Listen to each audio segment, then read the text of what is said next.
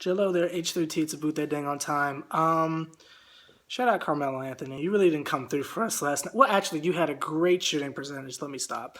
I'm just salty. But I was having a conversation with myself because I talk to myself quite often. Does that make me insane? Probably, but that's neither here nor there.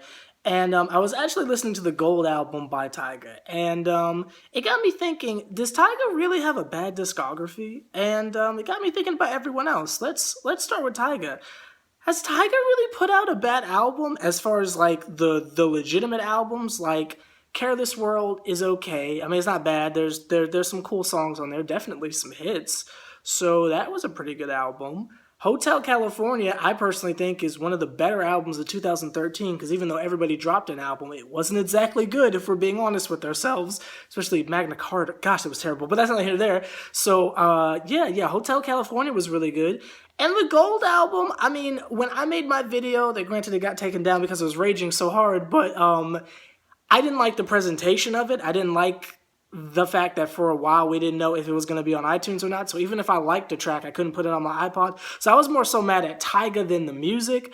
Musically, the Gold album is not that bad. There's about maybe 6 songs on there that I still bump to this day. So Tyga doesn't exactly have a bad discography. His mixtapes are trash. Maybe his older ones were on point, but his mixtapes are ugh. But, yeah, Tyga doesn't have a bad album. I used to say the same thing with Wiz Khalifa, but we've got 2 projects back-to-back that aren't that good. But someone else who's got a really good discography, Nicki Minaj. Can you guys name an album by her that was bad?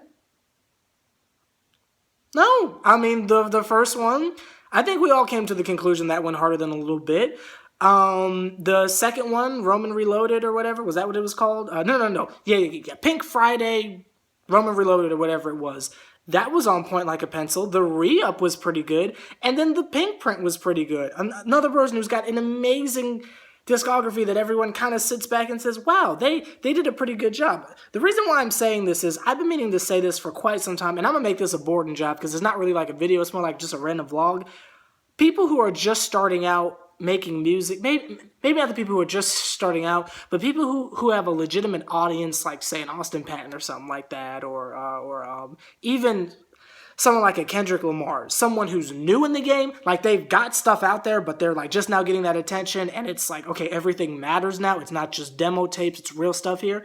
You got to be careful about what you put out, because you don't want to be like Lil Wayne and have 11 to 12 albums and half of it was but the other half's like, oh man, but this one go.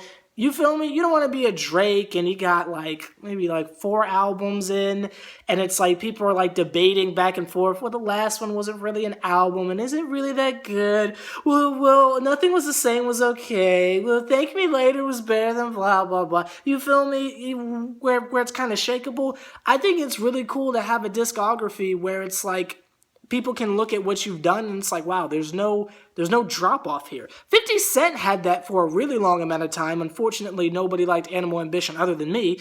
But up until then, I mean, can you take anything away from 50 up until the last project?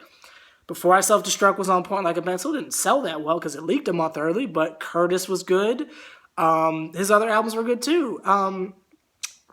Kendrick Lamar, like I was saying earlier. Do I care for a lot of his stuff? No. But you ask the general Kendrick fan, he doesn't have a bad project yet. Even though I heard the thing he went in, C4, when he went over Wayne's old beats, that was garbage. But that's neither here nor there. But yeah, you get like his mainstream stuff, Section 80, To Pimp a Butterfly, and what was the one everybody doesn't shut up about? Good Kid, Mad City. 3 projects back to back, no Drake, that, you know, people can't really take anything from. So what I'm saying is, I just think it's cool when artists don't just put out a bunch of filler just because it's time to drop a new album.